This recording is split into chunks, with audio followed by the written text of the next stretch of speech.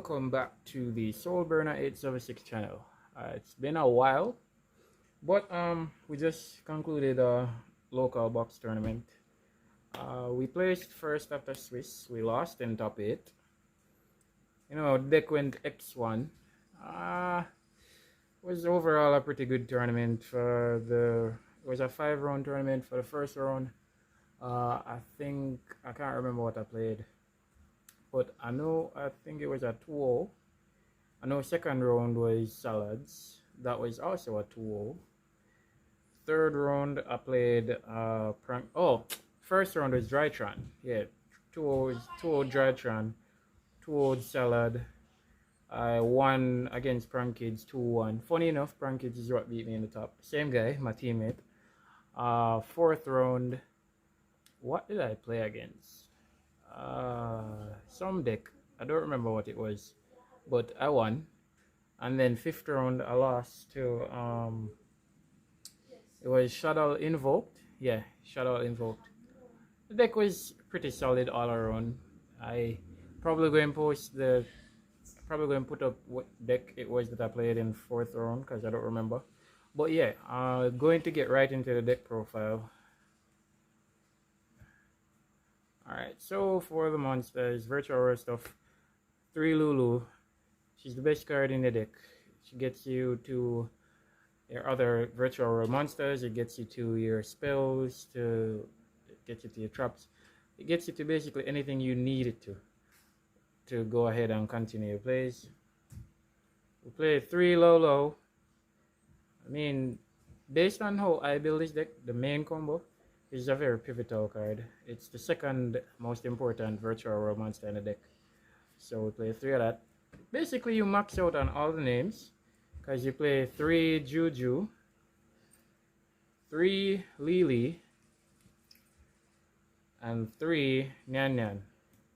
Now, in this build, why I maxed out on all the names is because I want to see as many Virtual Rare cards to play as possible. Well, technically, I only need to see any 2, and it doesn't even need another card. One, they can start off each other, and that's fine. One that can normal summon, and one to activate the effect, and then the whole deck is like full combo. But that's gonna be it for the Virtual Rare monsters. For the hand traps, I literally only played, call it 6. But for the monster hand traps, I literally only played Gamma. I didn't really see the need for Ash, to be honest.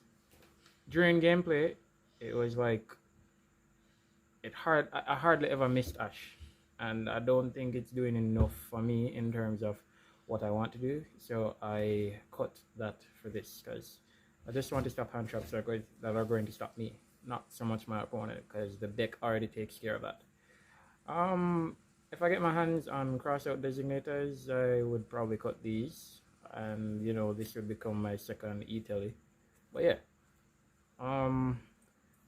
the spice of the main deck, we play 2 Malicious, 2 and 1 Dyna Fossil Dyna, same thing, but this is nuts. These cards are basically incorporated into your combo. Malicious is at 2, but you use it 3 times, potentially 4, depending on how long the game lasts, if it lasts more than 1 turn. But yeah, this card was MVP today in terms of main deck, even though I got sided out every game too when I was going second. Funny enough, I used to not side this out and keep them, and it worked out in my favor, but I decided to try siding them out and see. It came up like once or twice in 2 different rounds, but I still won those games, so it was okay. We play 3 Kaloon. You always want to get this card. Either you open it or you search it so that you can trigger your, what's that card we play in the extra deck? Yeah, we play that card. I'll get to it when I get to it. We play 3 Virtual Rare King Long. This card is nuts. It negates and it searches and it dumps. So you hardly ever brick with this deck, but when you do, you do. It suffers the normal, you know, issues of virtual roll, but you hardly ever really break with this deck. And we played Triple Desires, main consistency card, and you don't really mind banishing anything from it, which is why you play 3 Nyan, so you can always recover your cards that you get banished. And for the last 2 spells, we played 1 E-Telly and 1 Call by the Grave. Cards too good not to play. I know we have this at 2, so yeah. That's gonna be it for these spells. We play 1, 2, 3 Chuche. Now, the same reasoning behind the monsters is this, for at 3 is the same reason behind this. Play Desires, and in most cases, you're going to resolve this effect in terms of to up or down your monster's levels. So you want to make sure that when you're going through and you're popping off your monster effects, you're managing your resources enough that you can play comfortable. I mean, most cases I started out 1 and played alright because I ended up taking out the Malicious and the Dyna. But yeah, play 3 because it's more consistent that way. You get more cards for your monsters to pop off on. Of course, the 1's Ranwu. You don't need any more than this. This card has no effect on the field, by the way, guys. This is literally just Monster Reborn for virtual rolls. And to round out the hand traps, why I told you guys I played 6 hand traps. I just played 3 Imperm. But that's it for the main deck. For the extra deck, I opted to play just some regular old standard stuff. 1 Shenxia, amazing card, walking macro. Like, who doesn't like this card? If you don't like this card, then too bad for you. It's an amazing card. Played the 1 Vermilion. Came up twice today, and I am glad that I didn't cut it. And I kind of learned something about this card in terms of my hands that I think were bricked, but I realized that this card is there's a reason why it's staple in the extra deck. So yeah, I played that. Played 1 Juju. I never made this card. It's just there as an optional level 6 synchro in case I need new material. I need materials in terms to overlay with, or I need to get rid of something. But funny enough, my other utility cards did the work for me, so I never really needed to make this. I had the option to, but then again, as I said, I never really needed to. Played 1 Coral Dragon. This card. This card is amazing. It allows you to get your cards into the grave so you can use their effects. And then it also can, it's on-field disruption. You can discard a card to pop a card. Basically same thing. And then when it's synchro summoned and leaves the field, you can simply draw a card. It does a lot. For your other level 6 synchro, we play Charge Warrior. Pretty standard, the 3 standard 6s. For the last level 6, we play Muddy Mud Dragon, because we do play the Dragoons in this build, and we also do play the Kaliga, because I wanted to go multiple routes. And we play the Ultima Zalkin. Yes, this was the card I was referring to. You set your cards and you get to bring this bad boy, your Crystal Wing. I mean, this deck is technically Nibiru proof as well, because this can be your 4th summon, this can be your 5th summon, you continue on full combo. But that's going to be it for the synchros. For the XYZs, big man himself, Zeus, put in a lot of work today, and I mean a lot. The 1 M7 Honorary Virtual Monster. I tried to combo with this card today, and the guy stopped me, but you know, I just made this guy with him, and from that, it went pretty good from there. The 1 Dragon Lark Parn, this is the spice.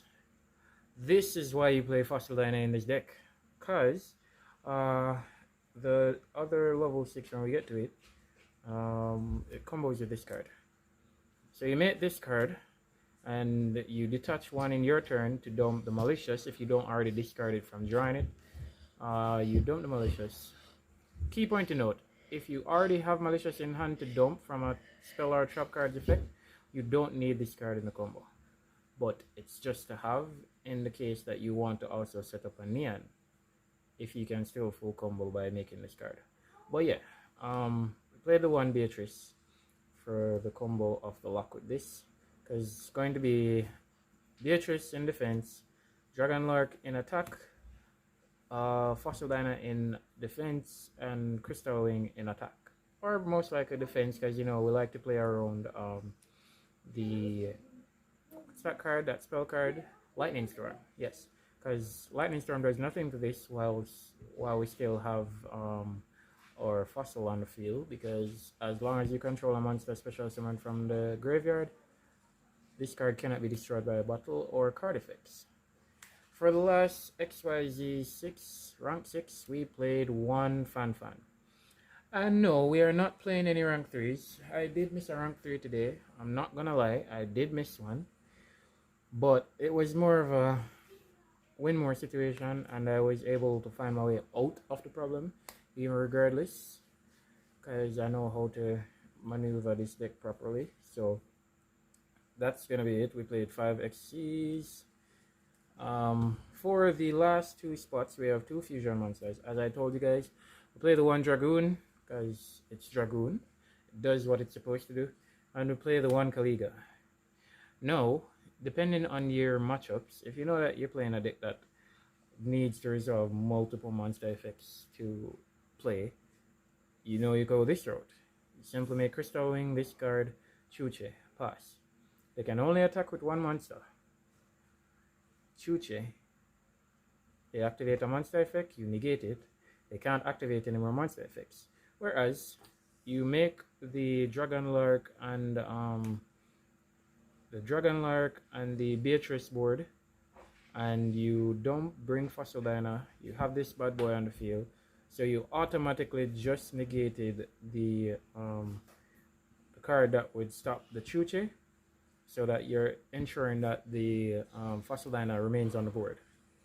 But yeah, that's going to be it for the main deck. For my side deck, I opted to play 2 Drona Lockbirds. I only had 2. I wish I had 3, but I only had 2, so I only played the 2. I played 2 Lancia as well. I wanted to test a card in the side, and I realized that I didn't really need as much in terms for Tri Brigade or even Shadow Invoke, so I opted to play these. And I decided 3 Nibiru. I mean, this comes up in the mirror, this came up in Salads, this comes up in Tri Brigade, this comes up in Prank Kids. This came up so much today, it's not even funny. We played 3 Twin Twister for those pesky back row decks. And this is also very helpful against the Prank Kid matchup, because you know you're going to shotgun this in the standby phase, so you want that face down fusion spell that they can't use until the main phase. So right then and there you eliminate Battle Butler. But funny enough, that's the card that beat me out today, because I couldn't find as many outs as my opponent did. We ran the 1 Imperial in the side, because when you make your board and you set Imperial, the only thing that really breaks your board is Dark Ruler No More or stuff like Droplet and that kind of stuff. It's the same reasoning behind why we ran 2 Solemn Judgments, because as said, once you create your end board, in most cases you have 1 card or no card in hand. So you set these, the Dark Ruler No More, and you say no, and then they basically can't play, and that's it. For the last 2 cards, I opted to play 2 Dimensional Barrier. My locals is filled with a lot of invoked shadows and that kind of stuff, and then Drytron. It works sometimes against Drytron depending on how you really use the card. But yeah, this was my side deck option. Every card in the side deck put in work today. Like literally every card. I used every card. This is the first time in a long time I built a side deck where I actually had to use every card in my side deck at some point in the game. But yeah guys, that's gonna be it for the profile. You know, as usual, like, comment, share, and subscribe, and let me know what you guys think about the deck. You guys can let me know if you think I should make any changes, or what you think would be a more optimal ratio or anything. As usual guys, peace, and remember to keep those swords burning. I'm out.